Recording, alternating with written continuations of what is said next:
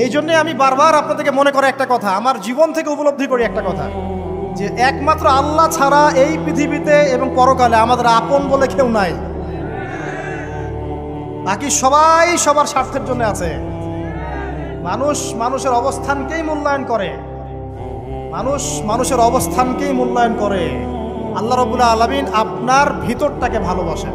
দেখেন, আপনি যখন নামাজ পড়েন নাই, আল্লাহ পাক কিন্তু আপনাকে ধ্বংস করে দেন নাই। আল্লাহ পরম করুণাময় আপনাকে হেদায়েত দিয়ে নামাজি বানিয়ে দিয়েছেন। জীবনে অনেক পাপ করেছেন, ইনস্ট্যান্ট আল্লাহ পাক শাস্তি দিতে পারতেন, আল্লাহ পাক দেন নাই। আল্লাহ আপনাকে ভালোবাসেন, আল্লাহ আমাকে ভালোবাসেন।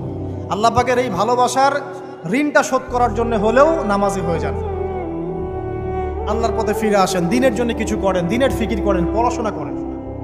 প্রিয় ভাইরা, আল্লাহ পাক তৌফিক দান করুন। দেখুন, এই রিবা থেকে দূরে থাকার জন্য একটা হাদিস যথেষ্ট, যে 4 শ্রেণীর মানুষকে আল্লাহ রাসূল সাল্লাল্লাহু আলাইহি